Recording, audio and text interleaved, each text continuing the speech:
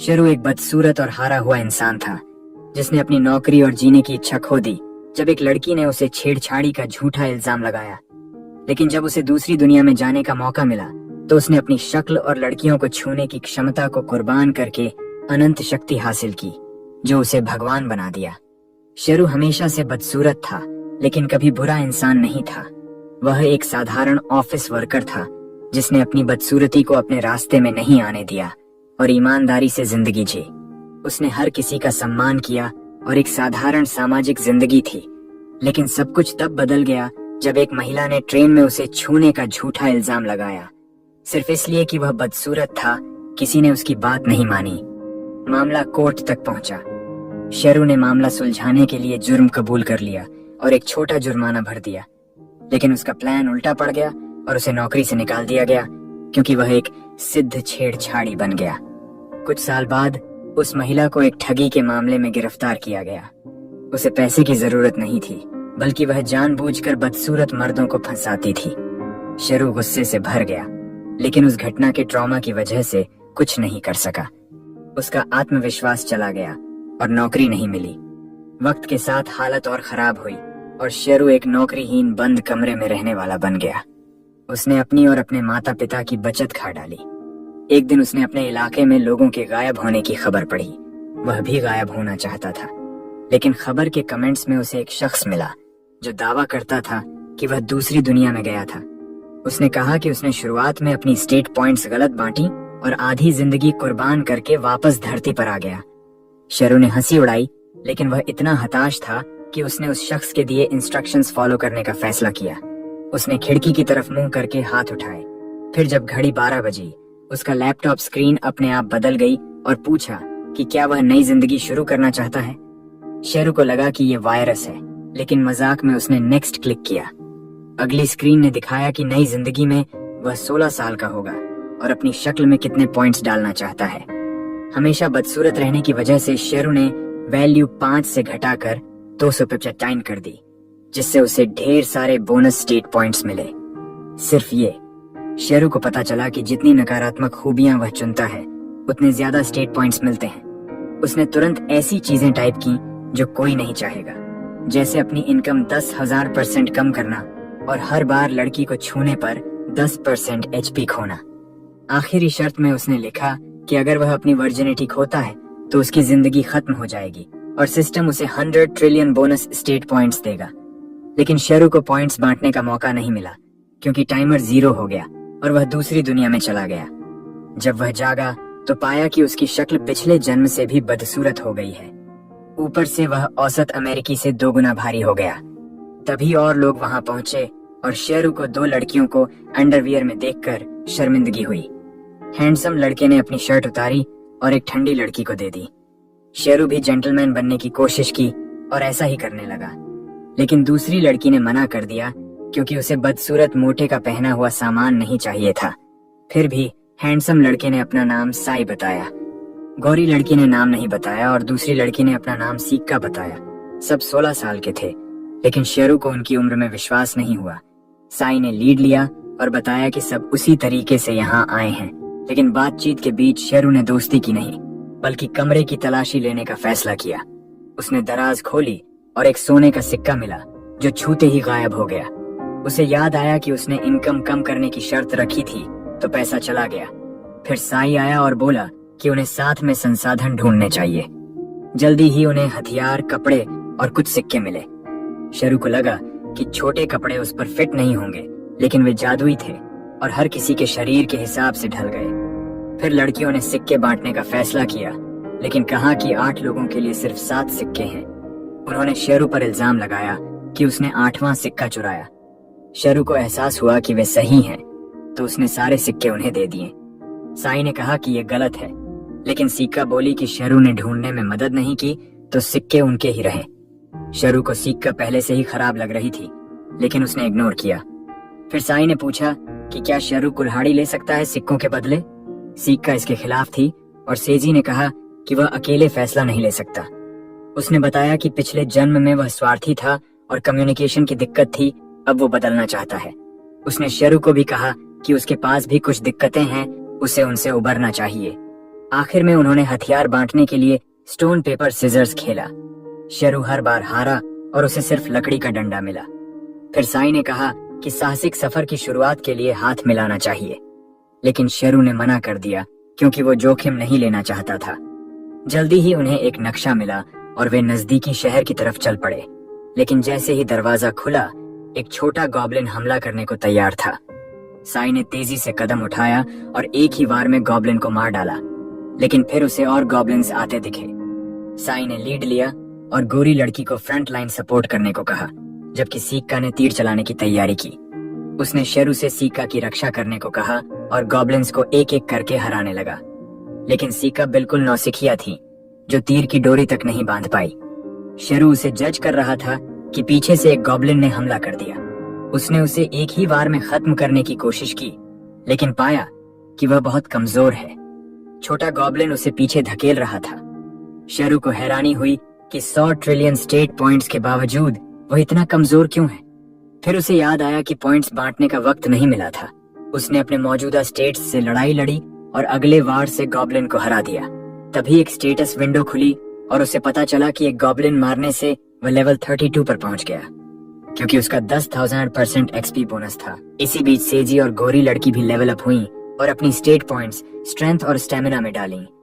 शेरू को एहसास हुआ कि कोई दूसरों की सिस्टम विंडो नहीं देख सकता, तो उसने हर खूबी में 1 ट्रिलियन पॉइंट्स डाल दिए। जैसे ही उसने ऐसा किया, उसकी सिस्टम विंडो ग्लिच करने लगी और एक सुनहरा प्रकाश उस पर पड़ा। शेरू को समझ नहीं आया कि क्या हो रहा है। फिर सिस्टम ने बताया कि उसका क्लास उसके स्टेट्स के हिसाब से तय हो गया है। उसका क्लास ऑलमाइटी गॉड था, जो शेरू के लिए समझ से परे था। तभी एक गॉब्लिन ने उसे मारा, लेकिन उसका वार उसे नुकसान नहीं पहुंचा सका।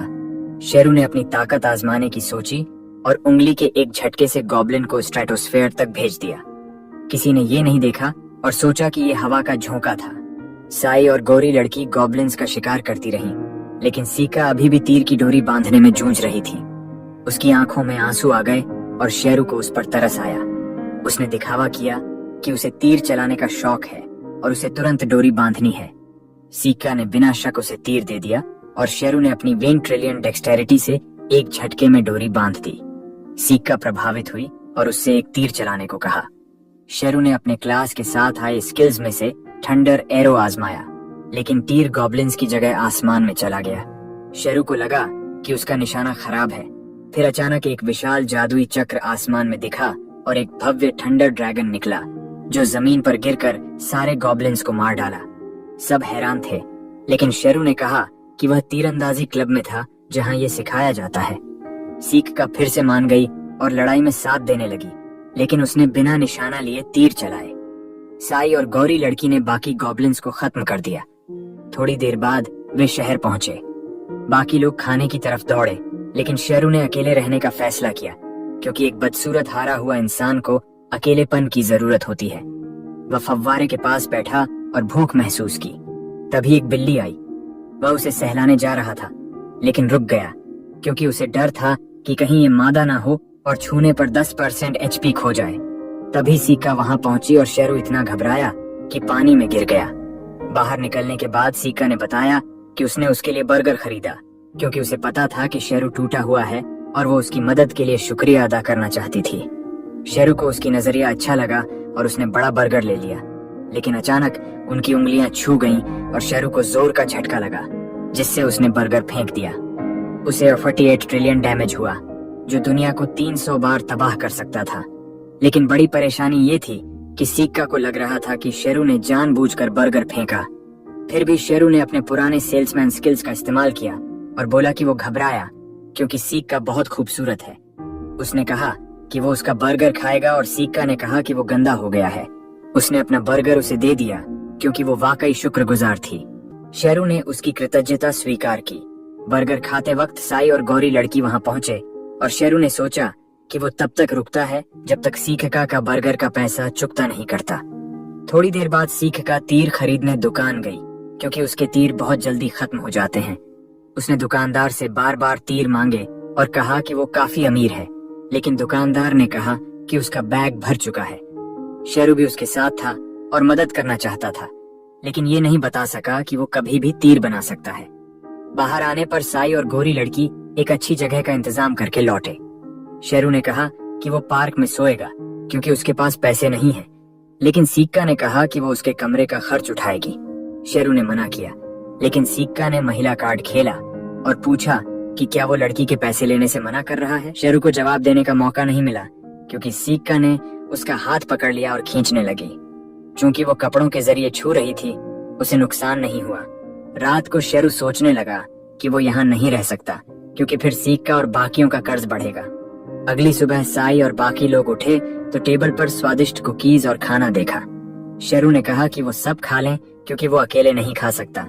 उन्होंने पूछा कि ये सब कैसे मिला जब उसके पास पैसे नहीं हैं। शेरू ने कहा कि उसने एक तकनीक इस्तेमाल की जिससे लोग उसे कुछ देना चाहते हैं। असल में उसने डंडों से तीर बनाए और बार्टर सिस्टम से बेचकर खाना लिया। सिक्का ने कहा कि उसे भीख नहीं मांगनी चाहिए क्योंकि वो हमेशा मदद कर सकती है। शेरू सोचने लगा कि उसने सिक्का का कर्ज चुका दिया तो अब उसे रुकने की जरूरत नहीं। खाना खत्म होने के बाद साई ने नक्शा निकाला और कहा कि क्वेस्ट शुरू करनी चाहिए ताकि पैसे कमाए जा सकें। उसे गौर था कि कल लड़े गए मॉन्स्टर्स ने कोई पैसा या लूट नहीं छोड़ा, इसलिए उसने पास की गुफा देखने का प्लान बनाया। शेरू को साई के फैसले लेने की क्षमता अच्छी लगी। तभी एक रफ मर्द वहां आया और बोला कि वो गुफा तक गाइड कर सकता है। उसने अपना नाम काइशिरो बताया और कहा कि वो भी रीइंकार्नेटेड है। शेरू की बदसूरत शक्ल देखकर वो घबरा गया, लेकिन पूछा कि क्या सब नए हैं। साई तुरंत उठा और बात करने लगा, लेकिन सतर्क रहा। फिर काइशिरो ने जेब से हरे कार्ड निकाले और कहा कि ये पहले लॉग हाउस में मिलते हैं, इन्हें दिखाने से इंस पर फुल डिस्काउंट मिलता है। सिक्का घबरा गई क्योंकि उन्हें कार्ड नहीं मिले थे। काइशिरो ने कहा कि अब भी कार्ड दिखाने पर रिफंड मिल सकता है। उसने उन्हें लेने को कहा और सिक्का ने तुरंत ले लिए। साई को यकीन नहीं हुआ क्योंकि वो काइशिरो पर भरोसा नहीं कर रहा था।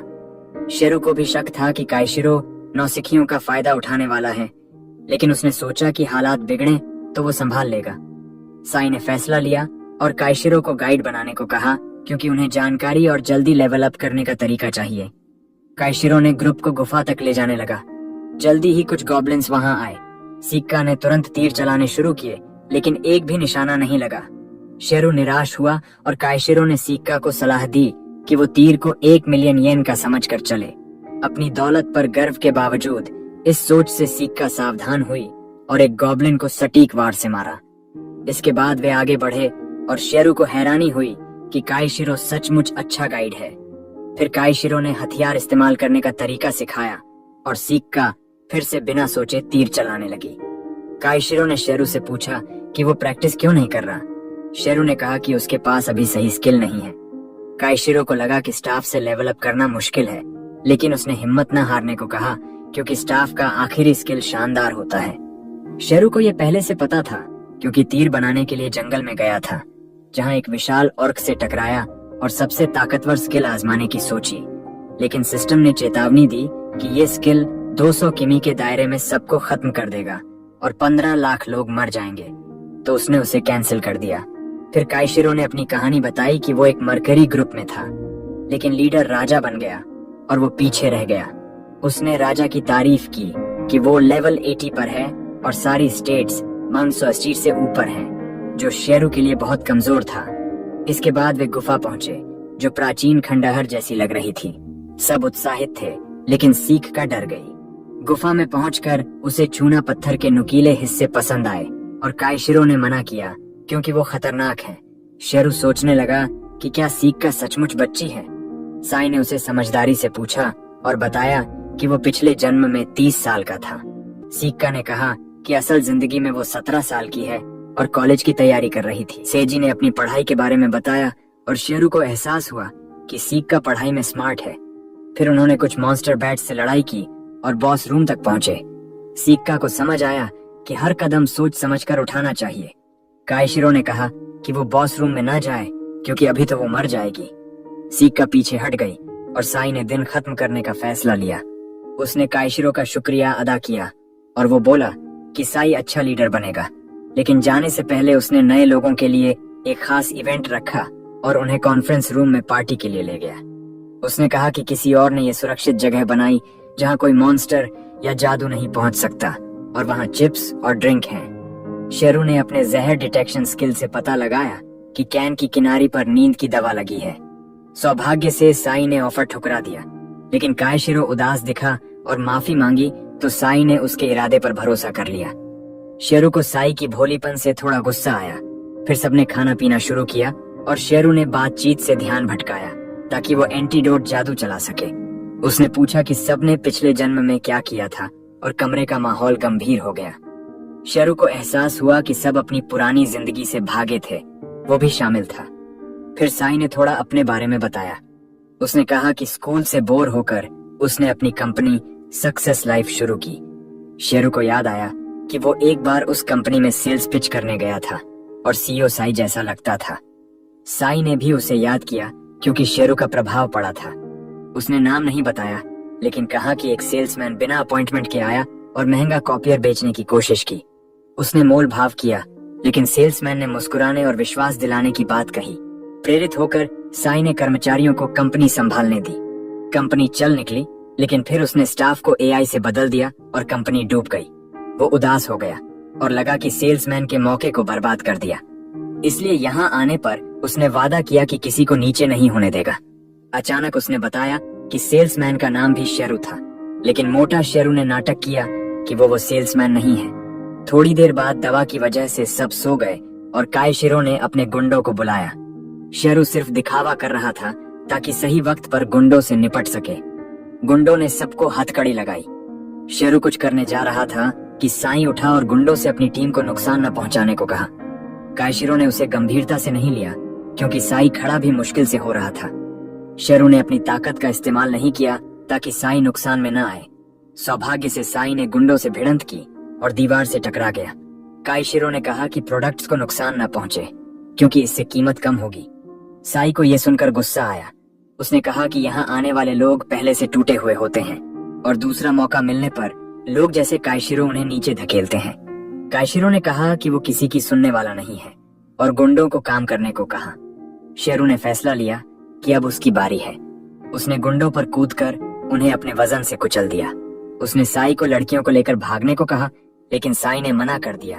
उसने गुंडों से कहा कि वो उनके साथ न उलझें क्योंकि वो एक वार में उन्हें हरा सकता है। गुंडों ने सोचा कि वो झूठ बोल रहा है। गुंडे उसकी तरफ दौड़े, लेकिन शेरू ने बीच में आकर उनके कमजोर वार सहते हुए उन्हें कुचल दिया।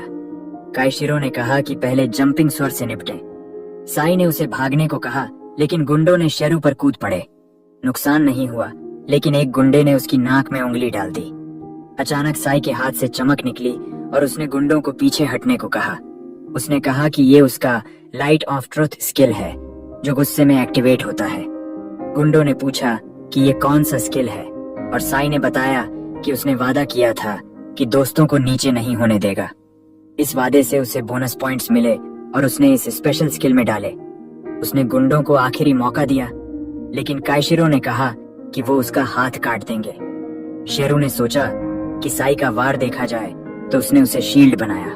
उसने कहा कि उन्हें साथ काम करना चाहिए क्योंकि संख्या ज्यादा है। साई ने सुपर साइन फॉर्म में ट्रांसफॉर्म किया, जो गोकू ने भी नहीं किया। गुंडे घबरा गए और शेरू को भी उत्सुकता हुई। साई ने अपनी अटैक का नाम चिल्लाया और हाथ चमक उठा। वो कायशिरो की तरफ दौड़ा, लेकिन मुंह पर वार करने से पहले रुक गया। कायशिरो ने पूछा कि क्यों रुका, तो साई ने कहा कि वो जजमेंट नहीं कर सकता, ये देश का कानून करेगा। उसने कहा कि वो आसानी से गुंडों को खत्म कर सकता है, लेकिन उन्हें सुधरने का मौका देना चाहता है। शेरू को लगा कि ये भोलीपन बहुत ज्यादा है। तभी कायशिरो ने हथियार डालकर घुटने टेके और माफी मांगी। साई ने उसे भरोसा कर लिया और चला गया, लेकिन शेरू ने चेतावनी नहीं दी। कायशिरो ने पीछे से वार करने की कोशिश की, लेकिन शेरू ने उसे रोलिंग तकनीक से गिरा दिया। गुंडों ने शेरू को लात मारी, लेकिन नुकसान नहीं हुआ। उसने नाक से कचरा निकाला और दीवार की तरफ फेंका, जो विस्फोट हो गया। सब हैरान थे और शेरू ने साई की चमकती मुट्ठी को दीवार की तरफ इशारा कर दिया। उसने कहा कि साई ने अल्टीमेट मूव किया और एक सफेद बाज नीचे उतरा। गुंडे मान गए और कायशिरो ने आंसुओं के साथ वादा किया कि अब गलत नहीं करेगा। शेरू को लगा कि ये सजा काफी नहीं है, तो उसने गुंडों को लाइन में खड़ा करने को कहा। वे मान गए और शेरू ने साई से स्लैप करने को कहा। साई हिचकिचाया क्योंकि वो हारे हुए को सजा नहीं देना चाहता था। गुंडे डर गए तो शेरू ने बीच का रास्ता निकाला। उसने कहा कि साई अपनी मुट्ठी से स्लैप करे ताकि उन्हें दूसरों का दर्द महसूस हो। उसने साई को समझाया कि वो प्यार की ताकत से उन्हें सही रास्ते पर ला सकता है। साई ने सुपर साई फॉर्म छोड़ दिया और कहा कि गुस्से से नहीं, प्यार से बदलाव लाना है। गुंडों को यकीन नहीं हुआ कि कोई इतना भोला हो सकता है, लेकिन ये उनके फायदे में रहा। शेरू जानता था कि साई का भरोसा सही नहीं है। खैर, एसजी की आंखों में आंसू हैं जब वो प्यार से बदमाशों को थप्पड़ मारता है और बदमाश उसे थैंक्स देते हैं कि उसने उन्हें एक मौका दिया। सबको थप्पड़ मारने के बाद शेरू बदमाशों को बांधता है, जब किसी लड़कियों को सुरक्षित जगह ले जाता है। लेकिन वो बहुत थक जाता है और काम पूरा करने से पहले गिर जाता है। बदमाशों को उम्मीद हो जाती है कि अब वो उनसे जीत सकते हैं और वो शेरू को अपनी तरफ करने की कोशिश करते हैं। वो उसे औरतें देने का वादा करते हैं, वो भी उसकी अगली शक्ल के बावजूद, और ऊपर से ज्यादा पैसे भी देंगे। लेकिन शेरू उन्हें दिखाता है कि वो अगली तो है लेकिन बास्टर्ड नहीं। वो बस अपनी हथकड़ियां तोड़कर उन्हें डराता है और बताता है कि सेजे उससे भी ज्यादा ताकतवर है। बदमाश उसे कोसते हैं कि उसने उनका ऑफर ठुकरा दिया, लेकिन शेरू को उनकी बातों से कोई फर्क नहीं पड़ता। थोड़ी देर बाद काया और उसके आदमियों को स्थानीय अधिकारियों के हवाले कर दिया जाता है और शेरू की टीम को इनके इनाम की बड़ी रकम मिलती है। लड़कियां इतने पैसे देखकर खुश हो जाती हैं और सी कहता है कि इसे सबके बीच बांट देना चाहिए। सीका कहती है कि वो बेहोश थी तो उन्हें पैसे का हक नहीं और सी को ले लेना चाहिए क्योंकि उसने बदमाशों को हराया। फिर वो शेरू के बारे में पूछती है और सी कहता है कि शेरू उससे भी बहादुर था और सारी मार खाकर उसे बचाया। लड़कियां कहती हैं कि शेरू इस मिशन का एमवीपी था तो उसे सबसे ज्यादा पैसे मिलने चाहिए। सी इससे सहमत है, लेकिन शेरू पैसे नहीं लेना चाहता क्योंकि वो सिर्फ 1% बचेगा। तो वो साई से कहता है कि उसे पैसे खर्च करने की बुरी आदत है और उसे किसी भरोसेमंद इंसान को रखना चाहिए। सी इस प्लान से सहमत नहीं होता, लेकिन जब शेरू जोर देता है कि वो पैसे नहीं रख सकता तो सीका आगे आती है और पैसे संभालने की बात कहती है। सी को लगता है कि इतनी बेपरवाह और जल्दबाज लड़की के लिए ये अच्छा आइडिया नहीं, लेकिन शेरू उसे पैसे दे देता है क्योंकि इससे उसका सेका पर कर्जा चुक जाएगा जब वो पार्टी छोड़ेगा। थोड़ी देर बाद सेका सी को हैमबर्गर की दुकान ले जाती है और उसे कुछ अच्छा खिलाने की बात करती है। सी सोचता है कि ये उनकी आखिरी मुलाकात हो सकती है क्योंकि अब वो बिना गिल्ट के अकेला जा सकता है। सेका जल्दी लौटती है 2 हैप्पी मील्स लेकर और शेरू पूछता है कि क्या उसे हैमबर्गर बहुत पसंद है। वो बताती है कि उसने 2 दिन पहले पहली बार हैमबर्गर खाया और उसे प्यार हो गया। शेरू यकीन नहीं कर पाता कि उसे असली दुनिया में कभी हैमबर्गर नहीं मिला। खैर, वे खाना शुरू करते हैं और साइका शेरू से उसके स्टैट्स के बारे में पूछती है। शेरू कहता है कि उसके स्टैट्स बहुत बोरिंग हैं और साइका कहती है कि शायद उसे पता नहीं, लेकिन लुक्स घटाने से स्टैट्स बढ़ते हैं। शेरू को पता चलता है कि साइका ने भी ये डिस्कवर किया और वो पूछता है कि क्या उसने भी अपनी लुक पॉइंट्स घटाई। वो बताती है कि उसने उन्हें 16 कर दिया और शेरू यकीन नहीं कर पाता क्योंकि वो बहुत सुंदर लगती है। सेका गर्व से कहती है कि उसने वेलकम स्क्रीन पर स्पेशल नोट में विश की थी कि वो सुंदर बने और किसी तरह ये उसके कम लुक स्टैट्स को ओवरराइड कर गया। शेरू को अपनी जिंदगी का सबसे बड़ा शौक लगता है जब उसे पता चलता है कि वो भी ऐसा कर सकता था और हैंडसम बन सकता था, लेकिन अब बहुत देर हो चुकी है। तभी सेका को एक बिल्ली दिखती है और वो उत्साह से कहती है कि उसने कभी बिल्ली को इतने पास नहीं देखा। वो सोचने लगती है कि क्या बिल्ली यहाँ आ सकती है। शेरू कहता है कि बस जाकर उसे प्यार कर लो, लेकिन सेका उसे जजमेंटल नजरों से देखती है। फिर उसे एहसास होता है कि शेरू की सलाह सही है और वो भूल गई कि अब वो चल सकती है। वो बिल्ली की तरफ लड़खड़ाते हुए दौड़ती है और शेरू को उसकी हालत समझ आती है। जब वो बिल्ली को प्यार करने की कोशिश करती है, शेरू वॉशरूम जाता है और सेका की मुश्किल जिंदगी सोचकर रोने लगता है। उसे अब एहसास होता है कि असली दुनिया में शायद वो किसी बीमारी से परेशान रही होगी जिससे वो छोटी उम्र में लकवाग्रस्त हो गई। वो उसे दुआ देता है और सोचता है कि क्या कोई भगवान नहीं है। तभी उसे एहसास होता है कि वो इस दुनिया का सर्वशक्तिमान भगवान है और वो हकीकत नहीं बदल सकता, लेकिन सेका की मदद अन्य तरीकों से कर सकता है। तभी सेका दरवाजा खटखटाती है और पूछती है कि क्या उसे दवा चाहिए। शेरू कहता है कि वो ठीक है। जैसे ही वो तरोताजा होता है, उसे पता चलता है कि सेका की बॉडी और बर्ताव में कमी इसलिए है क्योंकि उसका अतीत मुश्किल रहा और इससे वो विलन के निशाने पर आसानी से आ सकती है। तो वो फैसला करता है कि वो उसके साथ रहेगा और तब तक उसकी हिफाजत करेगा जब तक वो पूरी तरह मैच्योर नहीं हो जाती। थोड़ी देर बाद वे इन पहुंचते हैं और एससी एक मीटिंग बुलाता है ताकि अपनी जॉब क्लास तय कर सकें और पार्टी को मजबूत बनाया जा सके। वो घोषणा करता है कि वो हीरो बनेगा, सेका आर्चर बनेगी, ब्लॉन्ड लोली मेज बनेंगी और शिरू एपिक फाइटर बनेगा। शिरू को एपिक शब्द अपनी जॉब क्लास में पसंद नहीं आता। सेका अचानक बोल पड़ती है कि वो भी हीरो बनना चाहती है, लेकिन जब शिरू कहता है कि वो एपिक फाइटर बन सकती है, वो तुरंत मना कर देती है। अंत में सी ही ग्रुप का इकलौता हीरो रहता है, तो सेका मेज बन जाती है और लोली हंटर बनने का फैसला करती है, जबकि शिरू अपनी जॉब क्लास पर कायम रहता है। जब वे नई गियर खरीद लेते हैं, सी फैसला करता है कि इलाके के सबसे बड़े शहर की तरफ चलना है, लेकिन उससे पहले वो स्नैक्स के लिए बजट बनाता है, सेका की खर्च करने की आदत को ध्यान में रखकर। इसके बाद मीटिंग खत्म हो जाती है, लेकिन सेका पीछे रहती है ताकि लोली से बात कर सके, जो उसकी पहली दोस्त है। वो बात करने में नर्वस है, लेकिन शायरू चुपचाप उसे शुभकामनाएं देता है।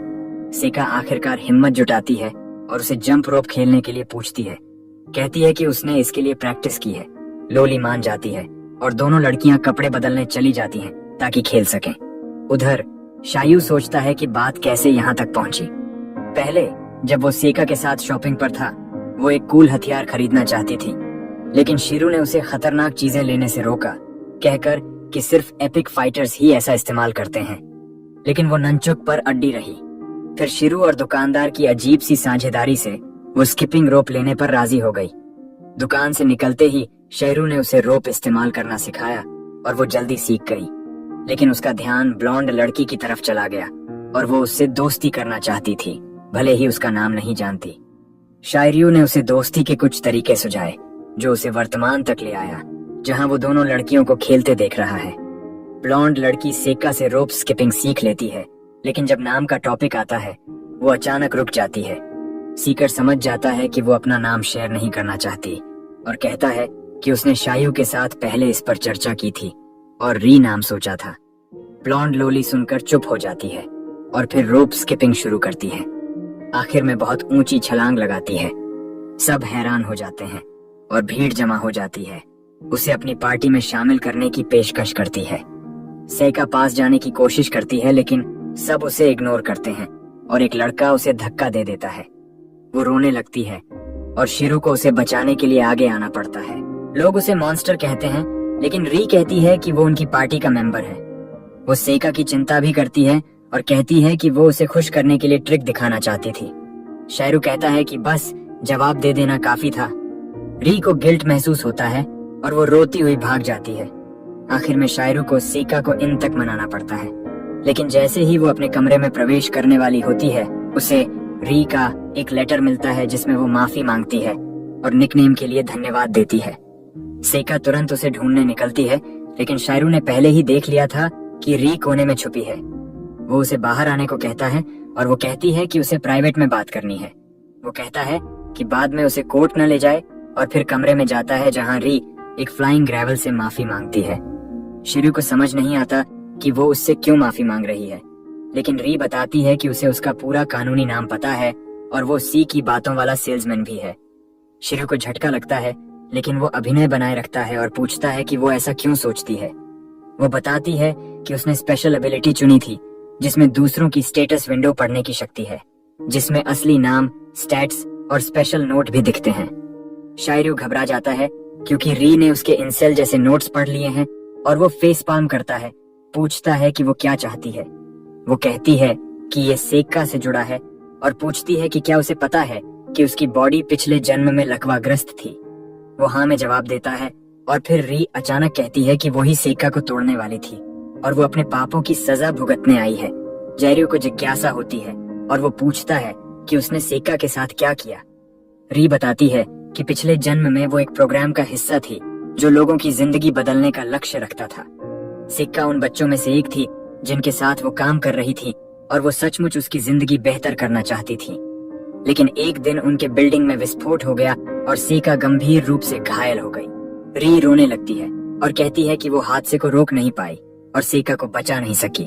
उसे उस गलतफहमी का पछतावा है जो वहाँ काम करने वालों के बीच हुई और ऐसी घटनाओं से बचने के लिए उसने स्पेशल नोट्स में लिखा कि वो लोगों को बेहतर समझना चाहती है। शू समझ जाता है कि इसी वजह से री को दूसरों की स्टेटस देखने की शक्ति मिली। वो उस प्रोग्राम के बारे में पूछता है और वो बताती है कि वो एआई से जुड़ा था। उसकी कहानी शायरों को याद दिलाती है कि सेजी की कंपनी एक एआई प्रोग्राम के विस्फोट की वजह से दिवालिया हो गई थी, और वो पूछता है कि क्या वो उसी की बात कर रही है।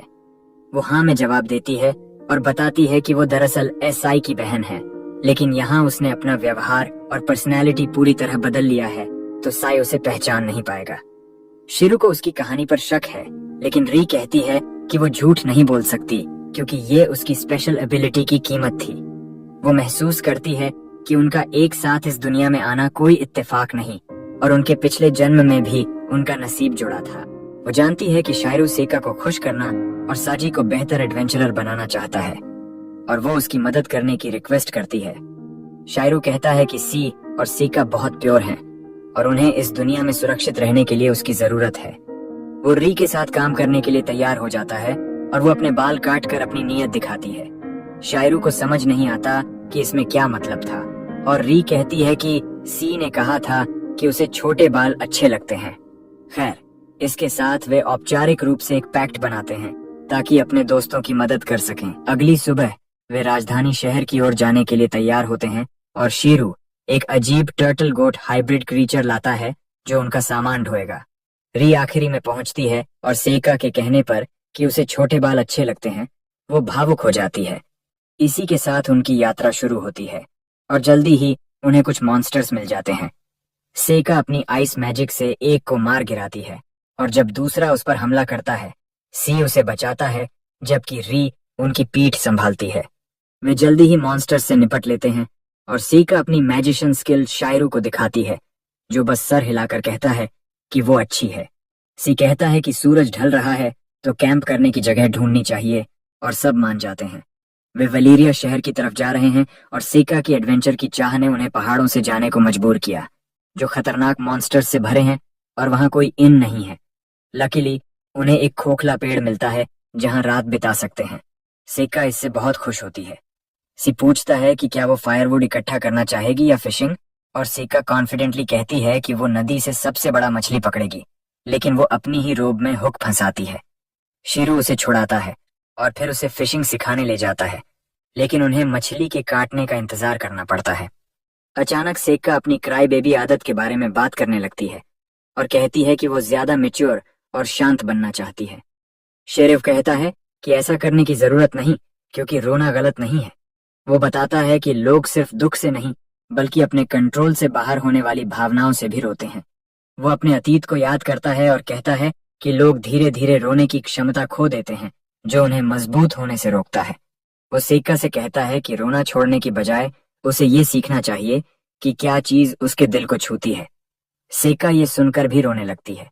तभी री वहां आती है, और जब उसे पता चलता है कि उन्हें अभी तक कुछ नहीं पकड़ा, वो नदी में मछलियों को गोली मार देती है और सेका को दे देती है। वो उत्साह से कैंपसाइट पर जाकर सी को देती है। उधर री कहती है कि सेका हमेशा शैरू के साथ खुश दिखती है। वो मानती है कि शैरू वो शख्स है जो दूसरों को आसानी से हंसाया कर सकता है, और पार्टी को उसकी मौजूदगी से कई तरीकों से सुरक्षा मिलेगी। शिरू को यह सुनकर शर्मिंदगी होती है, लेकिन वो वापस जाने का फैसला करता है। री उसे रोकती है और कहती है कि वो अपनी पहचान किसी से न बताए, क्योंकि इससे ग्रुप बंट सकता है, और वो उसकी बात मान लेता है। जल्दी ही वे कैंप पहुंचते हैं, जहां सी और सी का खाना बना रहे होते हैं। खाना खाते वक्त सेका री की तरह बर्ताव करने लगती है, और शैरू सी से पूछता है कि वो अपनी यात्रा के अंतिम लक्ष्य के बारे में क्या सोचता है।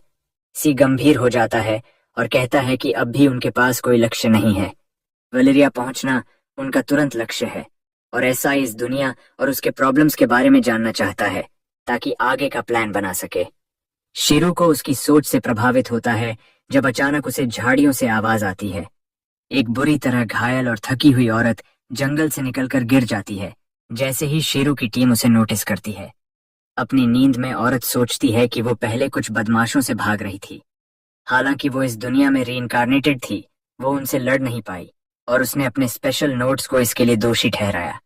पिछले जन्म में वो कम सुंदर थी, और उसका बॉयफ्रेंड उसे छोड़कर एक खूबसूरत लड़की के साथ चला गया था। उसके सर्कल में सबने उसे चिढ़ाया और औरत खूबसूरत लड़कियों से नफरत करने लगी। अचानक उसकी नींद टूटती है और वो कैंप साइट पर सेजी के साथ पाती है, जो उसकी देखभाल कर रहा है। वो बताता है कि उन्होंने उसके घाव साफ किए और पहला इलाज किया। तभी सेका गर्म पानी लेकर आती है उसे साफ करने के लिए, और औरत फ्लिंच करती है क्योंकि उसे उसकी खूबसूरती नापसंद है। ऐसी कहता है कि सेका ने ही उस पर हीलिंग मैजिक की थी, लेकिन इससे औरत का रवैया नहीं बदलता। जब सेका उससे बात करने की कोशिश करती है, वो और इरिटेटेड हो जाती है और सेज से कहती है कि उसे आग के पास ले जाए। सेका को बुरा लगता है, लेकिन शीरू चाहता है कि वो सीखे कि किसी अजनबी की निजता में दखल न दे। साथ ही वो उसे वन आर्म्ड औरत से दूर रहने को कहता है, क्योंकि उसे उसकी सच्चाई पता है। पहले जब औरत गिर गई थी, सी ने शीरू से पानी लाने को कहा था। शीरू नदी की तरफ दौड़ा, लेकिन री ने उसे रोका और उसके चेहरे से लग रहा था कि कुछ गड़बड़ है। उसने बताया कि औरत भी री इनकारनेटेड है और उसका स्पेशल नोट खतरनाक है। उसने लिखा था कि वो कभी खूबसूरत लड़कियों को माफ नहीं करेगी और उन्हें बेरहमी से मारेगी। दोनों ने सोचा कि वो सेका को निशाना बना रही है। वर्तमान में सजई औरत को कंफर्ट करता है, जो खुद को राया कहती है। वो पूछता है कि क्या उसे खाना चाहिए और वो खुशी से हाँ कहती है। लेकिन जब सेका उसे कटोरा देती है, उसका गुस्सा फूट पड़ता है। रिया अपने हथियार की तरफ बढ़ती है, लेकिन री ने पहले ही उसे छुपा लिया था और अब वो उस पर नजर रख रही है। शायरू भी रिया को देखता रहता है ताकि वो कुछ गलत न करे, लेकिन सी और सेका को इसकी भनक नहीं है। सी पूछता है कि रिया को चोट कैसे आई और वो कहती है कि कुछ लोगों ने उनकी पार्टी पर हमला किया और वो अपने दोस्तों से बिछड़ गई। शायरू सोचता है कि इस कहानी में कितना सच है, लेकिन ऐसी उसे मानता है और उसे वलेरिया तक हिफाजत करने का ऑफर देता है। वो खुश होकर मान जाती है, लेकिन जब सेका उसे अपने पार्टी लीडर पर भरोसा करने को कहती है, वो फिर गुस्से में आ जाती है और अपनी चोटिल बांह को नुकसान पहुंचाती है। सी उसे शांत होने को कहता है, लेकिन रिया कहती है कि उसे नदी जाना है। वो सेका से कहती है कि उसे वहां ले जाए और सी कहता है कि वो खुद ले जाएगा। रिया कहती है कि वो नहाने की प्लानिंग कर रही थी और अगर वो साथ जाए तो वो पक्का परवर्ट होगा। सी शर्मिंदा हो जाता है और सेका मासूमियत से पूछती है कि क्या वो परवर्ट है। इससे सी को इमोशनल डैमेज होता है और वो बेहोश हो जाता है। शीरू उसे संभालने के लिए उठता है, लेकिन रिया कहती है कि अगर वो 10 फीट के अंदर आया तो वो चीखेगी। वो कहता है कि उसे भी उसके पास आने की जरूरत नहीं। तभी री आती है और उसे नदी ले जाने की पेशकश करती है, लेकिन चूंकि वो झूठ नहीं बोल सकती, वो अपनी हत्या की नीयत छुपा नहीं पाती। शायू चाहता है कि वो कम से कम अपनी नीयत छुपा लेती, क्योंकि इससे रिया डर जाती है और वो सेका को नदी ले जाने की जिद करती है। सेका को कोई दिक्कत नहीं और वो उसका हथियार भी वापस दे देती है ताकि मॉन्स्टर अटैक हो तो बचाव हो सके। शायरू घबरा जाता है क्योंकि इससे सेका को और खतरा हो सकता है, लेकिन री पीछे पीछे जाती है उसे सुरक्षित रखने के लिए। शायरू भी उनके पीछे जाता है, लेकिन एसजी उसे रोकता है। कहता है कि उसे महिलाओं की प्राइवेसी का सम्मान करना चाहिए। वो कहता है कि रिया खतरनाक है और ऐसी कहता है कि अडल्ट औरत का चार्म सचमुच खतरनाक है। शिव उसे समझाना चाहता है, लेकिन बिना शक पैदा किए वो नहीं जा सकता। तो वो दोनों जगहों के बीच लाइट स्पीड से कूदता है ताकि सेका पर नजर रख सके। सेका को उसकी ब्लरी शक्ल देखकर हैरानी होती है, लेकिन शिरू कहता है कि शायद वो थका हुआ है और उसे भ्रम हो रहा है। वो उसे आराम करने को कहता है और स्लीप स्पेल डालकर उसे बेहोश कर देता है। फिर वो नदी किनारे जाता है और रिया को देखता है, जो अचानक सेका पर तलवार तान देती है। सेका को शौक लगता है और वो पूछती है कि क्या उसने कुछ गलत किया। रिया कहती है कि उसने कुछ नहीं किया और वो अच्छी लड़की है, लेकिन वो अपने स्पेशल नोट्स के खिलाफ नहीं जा सकती। वो सेका को बताती है कि उसने कसम खाई थी कि वो खूबसूरत लड़कियों को मारेगी, क्योंकि उन्होंने उसकी जिंदगी बर्बाद कर दी थी। वो अलग अलग एडवेंचर पार्टीज में जाकर खूबसूरत लड़कियों को मारती रही और फिर अगली पार्टी में भाग जाती, लेकिन आखिरकार वो पकड़ी गई। वो सेका को कहती है कि आज उसकी बारी है मरने की, लेकिन जैसे ही वो वार करने वाली होती है, री उसकी तलवार उड़ा देती है, उसे पीछे धकेलती है, और जब वो हथियार लेने की कोशिश करती है, शायरू आता है और उसका हाथ पकड़ लेता है। वो उसे छोड़ने को कहती है, लेकिन वो अपनी तलवार निकालता है और कहता है कि अब वो नहीं भाग सकती। तभी एक चमकदार रोशनी सबको चौंका देती है। वे सोचते हैं कि क्या हो रहा है और रोशनी के स्रोत की तरफ देखते हैं, जहां से सेका में बदलाव आया है और वो एक एंजल बन गई है। शेरू को शौक लगता है कि साजी के बाद उनकी टीम में एक और शख्स है जो ट्रांसफॉर्म हो सकता है। सेका रिया की तरफ तैरती है और कहती है कि अब और दुख की जरूरत नहीं। रिया उसे दूर रहने की धमकी देती है, लेकिन उसकी कटी बांह बहुत दर्द करने लगती है और वो गिर जाती है। सेका पूछती है कि क्या वो लोगों को नुकसान पहुंचाना चाहती है और आरी कहती है कि नहीं। लेकिन वो अपने स्पेशल नोट के खिलाफ नहीं जा सकती। शिरू उस गरीब लड़की पर तरस खाता है जो अपने नोट्स की वजह से जेफरी डामर बन गई। लेकिन सेका मानती है कि इसके लिए कोई रास्ता होना चाहिए। वो रिया की तरफ तैरती है जो उसके हाथ झटक देती है। फिर सीख प्रार्थना करती है कि वो नुकसान करना बंद करे। अचानक उसके हाथों से रोशनी निकलती है और रिया की कटी बांह तुरंत फिर से बन जाती है। वो अपने हाथ देखकर भावुक हो जाती है और शीरू को हैरानी होती है कि भगवान होने के बावजूद वो ऐसे चमत्कार नहीं कर सकता।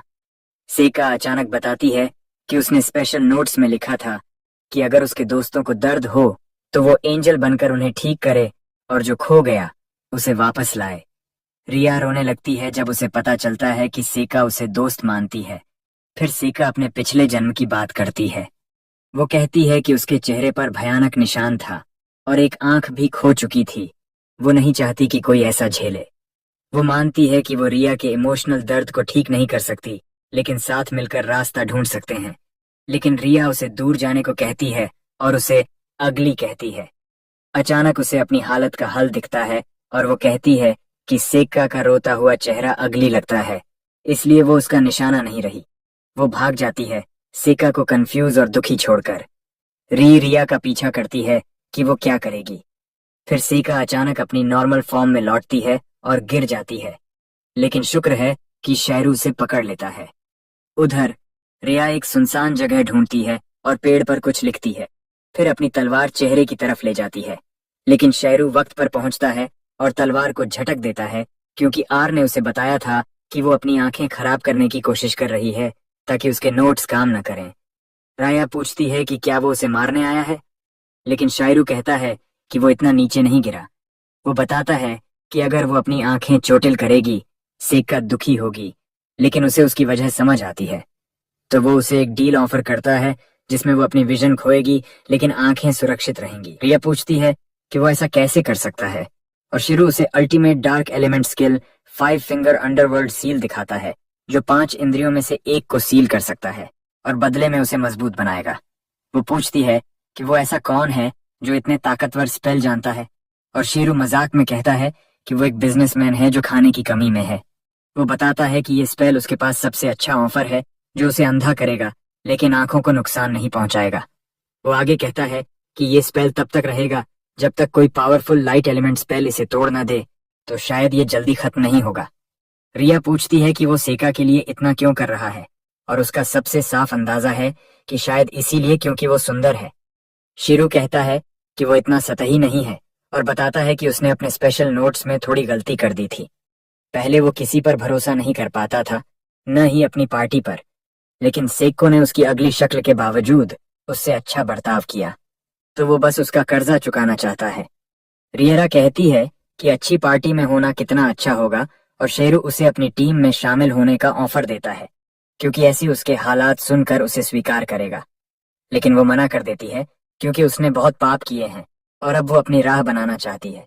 फिर भी वो उसकी डील मान लेती है और शेरू उस पर स्किल इस्तेमाल कर देता है। बाद में वो सीका के पास लौटता है जो अब जाग चुकी होती है। वो उसे बताता है कि उसकी शक्ति ने रिया की बांह फिर से बना दी और वो खुश हो जाती है कि वो अब और लोगों की मदद कर सकती है। लेकिन शायरू कहता है कि इस शक्ति को सीक्रेट रखना चाहिए क्योंकि ये बहुत कीमती है। उसे समझ नहीं आता तो वो बताता है कि कहानियों में चोर कीमती चीजें चुराते हैं और ये भी वही कैटेगरी में आती है। सिका को थोड़ा दुख होता है और शिरू कहानी को मजबूत करता है कि रिया ने उसे इसलिए मारा क्योंकि वो सुंदर है। वो कहता है कि उसे ऐसे खतरनाक लोगों से बचना चाहिए और सिका पूछती है कि क्या करे। वो कहता है कि हर किसी पर शक न करे, लेकिन उनके बर्ताव पर ध्यान दे कि वो दोस्त हैं या दुश्मन। सेका को ये सुनकर उत्साह होता है और शायरू कहता है कि अगर वो सावधानी के बावजूद किसी खतरनाक शख्स से टकराए तो जोर से उसका नाम पुकारे, वो तुरंत मदद के लिए आएगा। वो कहता है कि वो 1-2 बार फेल हो सकती है क्योंकि वो उसका बैकअप लेगा और वो भावुक हो जाती है। फिर वो अपना हाथ बढ़ाती है और डील को हैंडशेक से सील करने की बात करती है, जानते हुए कि इससे उसे बहुत दर्द होगा। शिरू फिर भी उसका हाथ पकड़ लेता है। उसे तेज दर्द होता है लेकिन वो कोशिश करता है। उसने अपनी ताकत को रोक कर रखा ताकि वो उसका हाथ न कुचल दे। अगले दिन शेरू ने सी को बताया कि रिया पिछले रात चली गई और उसने जाने से पहले सिक्का के लिए एक मैसेज छोड़ा। सी ने पूरी पार्टी को अपने साथ पेड़ के पास ले गया जहां रिया ने पिछले रात अपना मैसेज लिखा था। मैसेज में उसने सेका का शुक्रिया अदा किया कि उसने उसके शारीरिक और भावनात्मक घावों को ठीक किया और वादा किया कि अगर वो फिर मिले तो मदद करेगी। मैसेज पढ़कर सेका भावुक हो गई और सी को लगा कि उन्हें उसे विदा करने के लिए कम से कम देखना चाहिए था। लेकिन शेरू ने कहा कि रिया खुश होकर गई थी और उसने कहा कि वो अपना रास्ता खुद ढूंढेगी। इसके बाद उन्होंने अपनी यात्रा वालेरिया शहर की तरफ फिर शुरू की। सी और सुल्का नए जगह जाने को लेकर उत्साहित होने लगे। वहीं री ने शेरू के साथ पिछले रात की बात याद की। शेरू ने उसे बताया कि उसने रिया की आंखें इसलिए ले लीं ताकि वो अब लड़कियों पर हमला न करे। री को यह सुनकर हैरानी हुई। उसे सेका के बदलाव पर भी हैरानी हुई क्योंकि उसके खास नोट्स में ऐसा कुछ नहीं था। दूसरी तरफ सी के खास नोट्स में उसके बदलाव की प्रक्रिया का बहुत डिटेल और शर्मिंदगी भरा वर्णन था जो याद करके री को डर सा लग गया। हालांकि शेरू ने उसे कहा कि उसे पूरी लिखित रिपोर्ट चाहिए क्योंकि वो जानना चाहता है कि सी में कोई कमजोरी तो नहीं जो भविष्य में परेशानी बन सकती है। री को ये काम सुनकर शर्मिंदगी हुई लेकिन उसने मान लिया। शेरू ने कहा कि वो इसमें जल्दी नहीं करे, बस तब तक कमजोरियां बता दे जब सी अपना फैसला कर ले। उसने री को वो वक्त याद दिलाया जब सी ने कहा था कि वो दुनिया खुद देखेगा और फिर अपनी यात्रा का लक्ष्य तय करेगा। शेरू के पास एक बेहतरीन लक्ष्य का आइडिया था।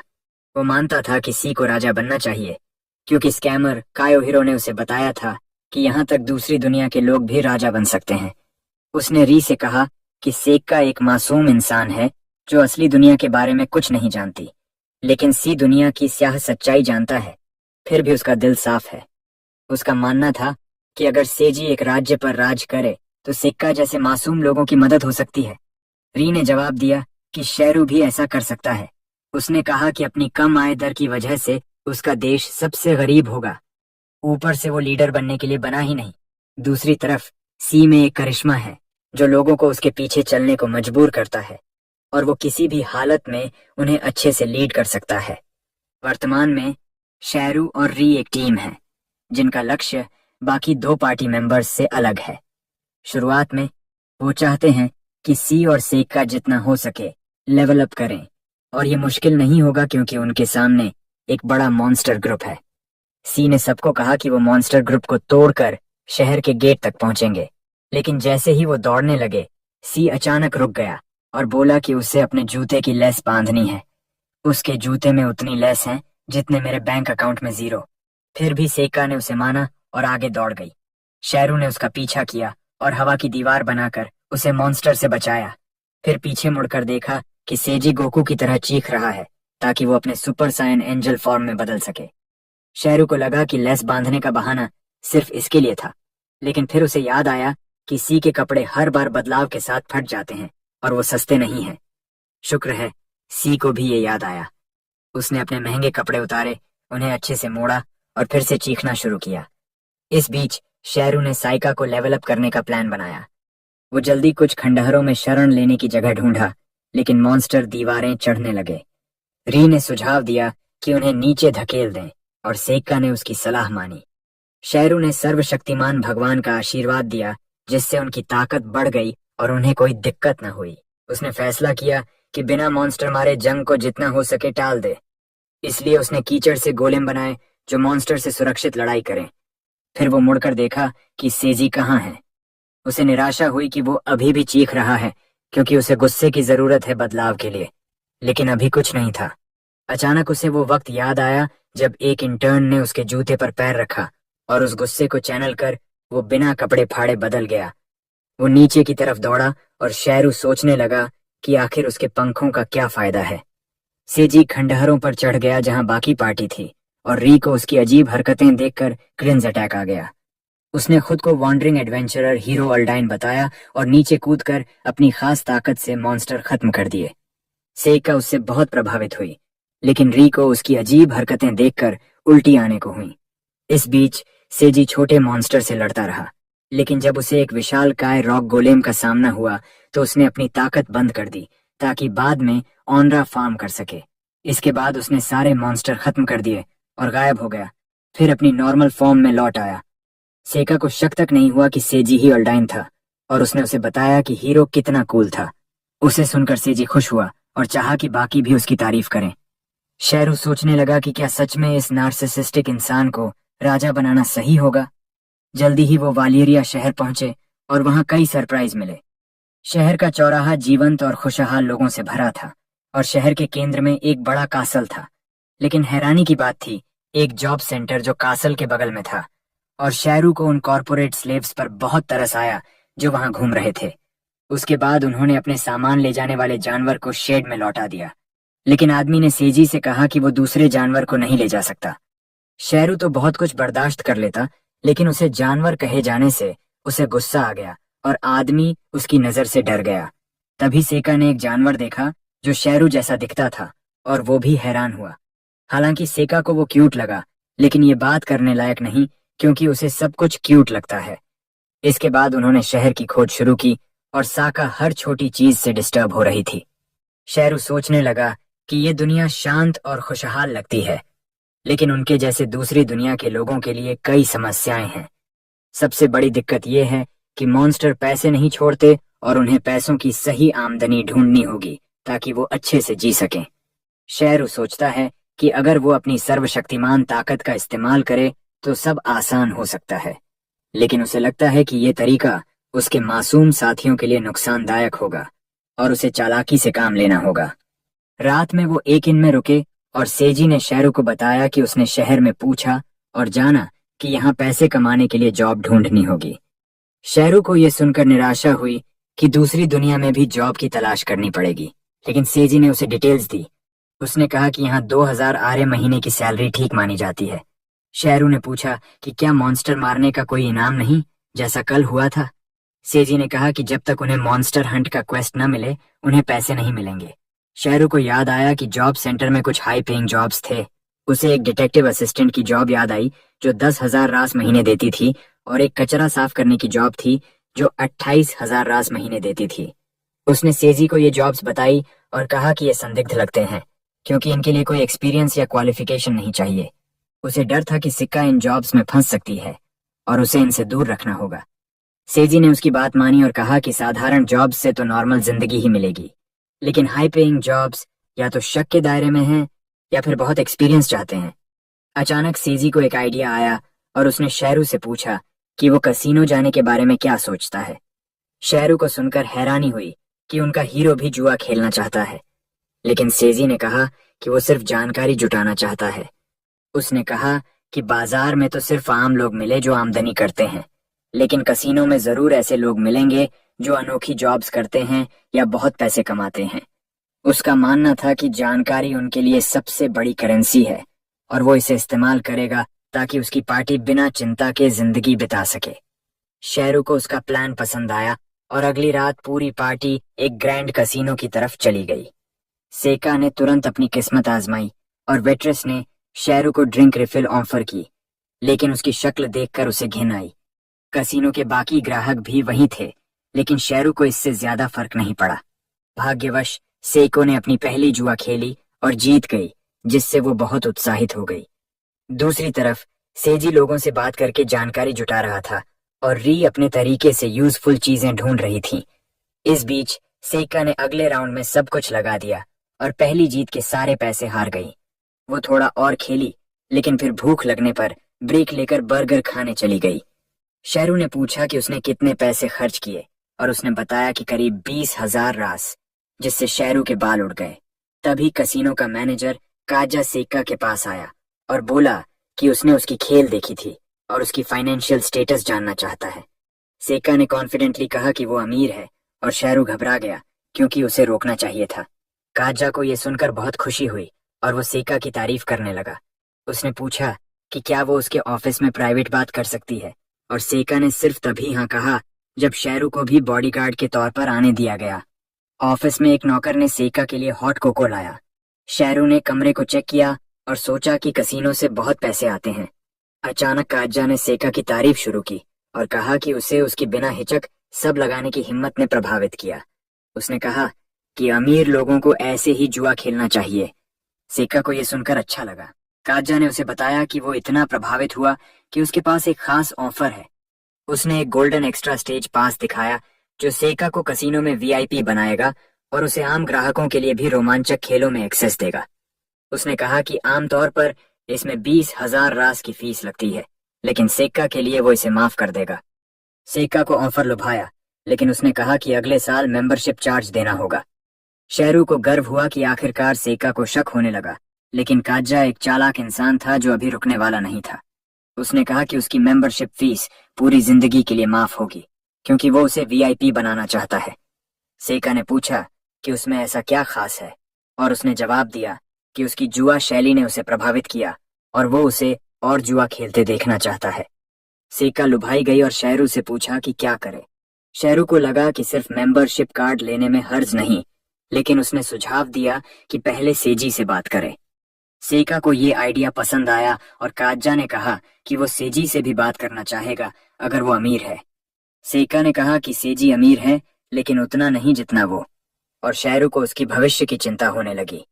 जल्दी ही वो कमरे से बाहर आए और सेका ने कहा कि मैनेजर बहुत अच्छा था। तभी री चिंतित चेहरा लिए आई।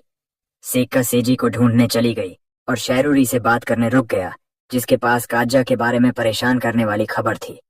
उसने कहा कि काजा भी उनके जैसा रीइंकारनेटर है। उसके खास नोट्स में लिखा था कि वो अब किसी से धोखा नहीं खाएगा और सारे अमीर लोगों को खत्म करेगा। उसने कसम खाई कि वो उन्हें लूटेगा और नर्क में धकेल देगा। री को शक था कि शेरू भी उसकी चालों से नहीं जीत सकता। जल्दी ही ग्रुप इनमें लौटे और साका ने सबको काजा के बारे में बताया। सब ने माना कि वो संदिग्ध लगता है और सेका को निराशा हुई। सेजी ने शेरू की राय पूछी और उसने कहा कि काजा लोगों को खास महसूस कराने और धोखा देने में माहिर है। उसे खुशी हुई कि सेका उसके झांसे में नहीं आई, लेकिन कई लोग फंस सकते हैं। इसके बाद सेजी ने अपनी रिपोर्ट शेयर की। उसने कहा कि उसने जॉब सेंटर से हाई पेइंग जॉब्स लेने वालों से बात की। हैरानी की बात यह थी कि सारी जॉब्स कसीनो तक ले गईं और किसी का टेस्ट पास नहीं हुआ। सिर्फ एक शख्स काई का दोस्त डिटेक्टिव असिस्टेंट की जॉब पा सका, और उसका काम कसीनो में खर्च करने वालों को ढूंढना था। कहानी तब और डरावनी हुई जब सेजी ने बताया कि काई का दोस्त लंबे समय से गायब है। उसके घर गया तो घर गायब था और प्लॉट बिकाऊ था।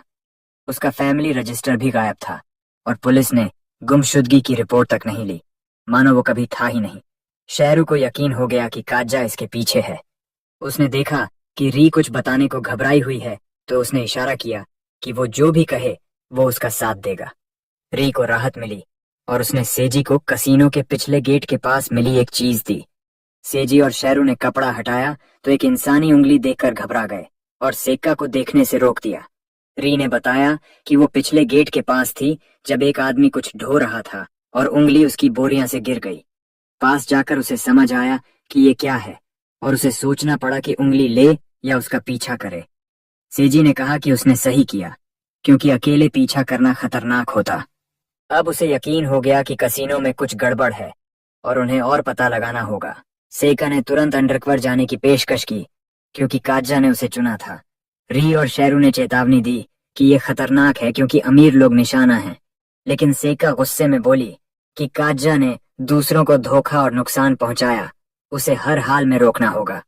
शेरू ने सेजी से उसे रोकने को कहा, लेकिन सेजी भी उत्साहित हो गया, जिससे री और शेरू हैरान रह गए। बाद में दोनों बाहर बात करने गए और शेरू ने री से काजा की स्किल्स के बारे में पूछा, क्योंकि उसने कहा था कि सर्वशक्तिमान भी उसे नहीं हरा सकता। री ने बताया कि सब नहीं दिखा, लेकिन एक स्किल थी जो सारी झूठ पकड़ती थी और शायद बाकी स्किल्स को ट्रिगर करती थी। उसका स्टेटस विंडो बहुत अजीब था, मानो कई बार काट छांट की गई हो। उसने सावधान रहने को कहा और शेरू ने अपनी रोब डालकर उसे ढांढस बंधाया। उसने कहा कि पैसे कमाने गए थे, लेकिन एक बुरे इंसान से टकरा गए, अब उसे रोकेंगे। री ने सहमति जताई और अपने खास नोट का एक डिटेल बताया। उसने लिखा था कि अगर सच्चा बुराई सामने आए तो वो नर्क की दूत बनेगी और उसे अंधेरे में खींच लेगी। शेरू को यह सुनकर झटका लगा जब वो आंशिक रूप से बदल गई। अगली रात सेका ने फैंसी ड्रेस पहनी और मॉडल की तरह चलते हुए कसीनो की तरफ बढ़ी। उसने शेरू को बताया कि सच जानने के लिए एक्ट करना जरूरी है। वो मानती थी कि शेरू और री ने उसे सच छुपाने का तरीका सिखाया है, बिना झूठ बोले। कसीनो पहुंचकर काजा ने उनका स्वागत किया और पूछा कि क्या सेका ने उसके ऑफर का जवाब सोच लिया। उसने कहा कि अगर वो उसे एंटरटेनिंग गेम दिखाए तो वो मेंबर बनेगी। काजा खुश हुआ और उन्हें वीआईपी अंडरग्राउंड एरिया में ले गया। शेरू जानता था कि काजा झूठ पकड़ सकता है, इसलिए कम से कम जानकारी देना बेहतर था। उन्होंने सिर्फ सेक्का का नाम वीआईपी पास के लिए दिया। शेरू सोच रहा था कि आगे क्या करें। तभी काजा ने पूछा कि सेका आज कितना खर्च करने वाली है और सुझाव दिया कि शायद 1 मिलियन रास। सेका ने पूछा कि क्या वो उसे कम आंक रहा है और काजा का मूड खराब हो गया। उसने उन्हें वीआईपी जोन में ले जाया जहां का माहौल बिल्कुल अलग था। सेका को वहां का वाइब पसंद आया और काजा ने एक कर्मचारी कार्डो का परिचय कराया। कार्डो ने खुद को पेश किया लेकिन फंस फंस कर समझाने लगा। शेरू को लगा कि कार्डो नया है लेकिन उस पर ज्यादा ध्यान नहीं दे सका। काजा ने पूछा कि क्या वो भी जुआ खेलेगा और शेरू को लगा कि वो उससे जानकारी निकालना चाहता है। उसने कहा कि उसके पास पैसे नहीं हैं, जो सच था। शेरू ने अपनी डायनामिक विजन स्किल चालू की ताकि कमरे में हो रही हर चीज देख सके। उसने एक जासूस को नोट्स लेते देखा जिसमें सेइका को फ्लैशी लड़की बताया गया था जिसका बजट 1 मिलियन से ऊपर है। अचानक काजा ने पूछा कि क्या वो मजबूत है और शेरू ने वाक्य जवाब दिया जो उसका लेवल छुपाए। काजा ने उसके स्टेट्स के बारे में पूछा और शेरू ने कहा कि उसने स्किल पॉइंट्स बिना सोचे बांटे, जिसमें मैजिक डिफेंस में बहुत जीरो है। ये झूठ नहीं था क्योंकि ट्रिलियन में तो कई जीरो होते हैं। जासूस ने लिखा कि शेरू ने वॉरियर जैसे गुणों में पॉइंट्स लगाए और मैजिक डिफेंस उसकी कमजोरी है। तभी एक कर्मचारी आया और काजा को बुला ले गया। काजा ने सेइका से कहा कि उसे जाना होगा और पूछा कि क्या वो मॉन्स्टर बैटल जैसे रोमांचक गेम देखना चाहेगी। सेइका ने सोचने की बात कही। काजा चला गया और कार्डो को उसकी देखभाल सौंपी, जो अभी भी घबराया हुआ था। शेरू ने पेट दर्द का बहाना बनाया और कार्डो से वॉशरूम पूछा। कार्डो उसे ले जाने लगा, लेकिन सेइका ने उसे रोका और कहा कि ग्राहकों पर ध्यान दे। शेरू ने मौका देखकर कसीनो की खोज शुरू की। उसने एक गार्ड की एनर्जी निकालकर उसे बेहोश किया और चमगादड़ बन गया। वो काजा को ढूंढने लगा और उसे एक सीक्रेट रूम में घुसते देखा। उसने जल्दी कमरे में घुसकर एक पोर्टल खोला जो उसे सेइका के पास ले जाए। देखा कि वो ठीक है तो ध्यान उस अजीब मूर्ति पर गया। काजा मूर्ति के पास गया और अपने माता पिता से बात करने लगा। उसने कहा कि सब प्लान के मुताबिक चल रहा है। उसे याद आया कि उसके माता पिता ने उसे सिखाया था कि दुनिया में पैसे से बढ़कर कुछ है। वो कभी अमीर नहीं थे, लेकिन ईमानदारी की जिंदगी जीने की सीख दी। लेकिन ये ईमानदारी उनकी जान ले गई जब उन्होंने अपनी जमीन बड़े कॉरपोरेशन को देने से मना कर दिया। कॉरपोरेशन ने ट्रक उनके घर में घुसेड़ दिया, जिससे दोनों मर गए। इसके बाद काजा पूरी तरह बदल गया। वो एक हत्यारा बन गया और अपने माता पिता की मौत के जिम्मेदार लोगों का शिकार करने लगा। मिशन पूरा होने के बाद उसने खुदकुशी का सोचा, लेकिन तभी उसे इस दुनिया में आने का मौका मिला। उसे लगा कि ये उसके माता पिता ने भेजा है। इस दुनिया में भी उसने अमीरों को गरीबों पर हावी देखा और उन्हें दर्द देने का मिशन बनाया ताकि वो अपनी चाहतों से आजाद हो सकें। उसने माता पिता से देखते रहने को कहा और शेरू को समझ आया कि उसकी जिंदगी का बस यही मकसद है। तभी कार्डो और दूसरा कर्मचारी आए और कहा कि सेइका तमाशा कर रही है और जाना चाहती है क्योंकि यहाँ कुछ रोमांचक नहीं है। काजा ने हंसी उड़ाई और कहा कि शायद हाई एक्सचेंज रेट से डर गई। उसने स्ट्रेटजी नंबर 13 इस्तेमाल करने को कहा। दोनों कर्मचारी तैयार हुए, लेकिन काजा ने दूसरे को रोका क्योंकि उसने झूठ बोला। उसकी स्किल एक्टिव हुई और उसने उसकी सारी लाइफ फोर्स निकाल ली, जिससे वो मर गया। उसने एक गुंडे को कचरा हटाने को कहा और कार्डो से पूछा कि क्या वो समझा। कार्डो घबराया हुआ बोला कि स्ट्रेटजी नंबर 13 का मतलब है कि आज सेइका को जीतने देना ताकि वो लत लग जाए। काजा ने उसे सराहा और कहा कि उसे ईमानदार लोग पसंद हैं। कार्डो घबराते हुए चला गया।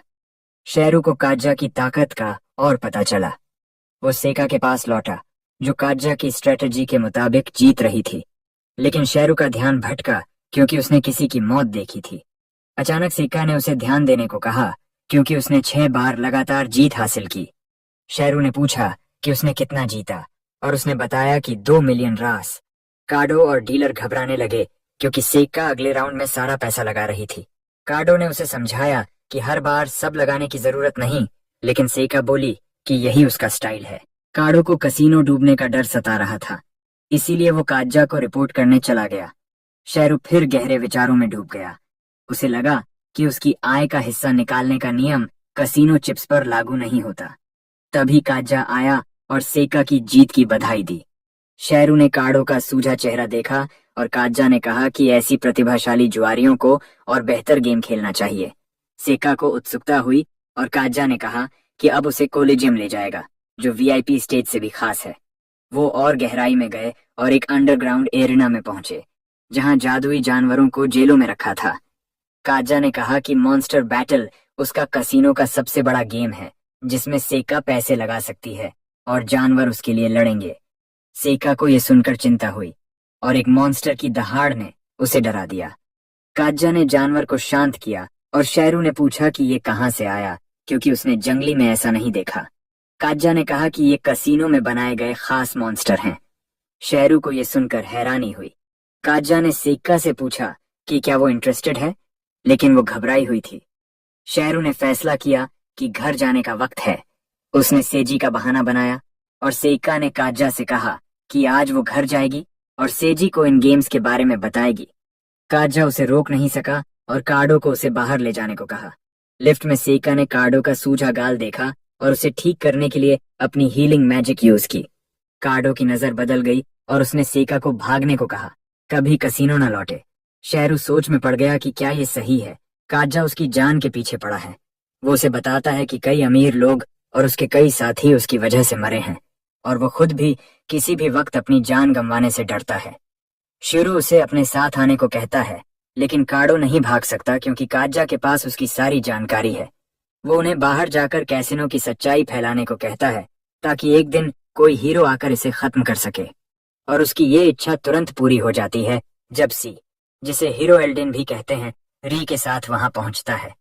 सेका को देखकर हैरानी होती है कि ये दोनों साथ हैं और डरी हुई री कहती है कि वो दोनों तब मिले जब वो दोनों इमारत में घुसने की कोशिश कर रहे थे। काडो को आंसू आ जाते हैं जब उसे सच में हीरो दिखता है और सी उसे ढांढस बंधाता है। फिर वो कैसिनो मैनेजर से निपटने का फैसला करता है।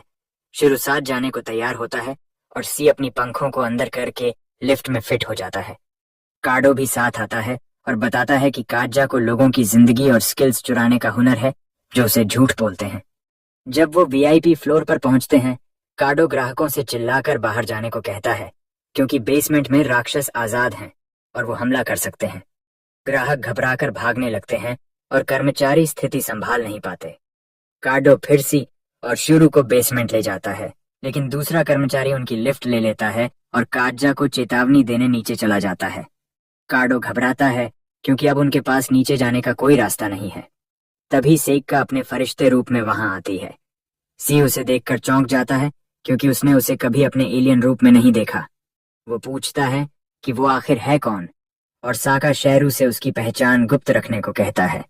वो खुद को एल्कारॉन, सूरज की कन्या बताती है और कहती है कि वो हीलिंग मैजिक इस्तेमाल कर सकती है और जंग में मदद कर सकती है।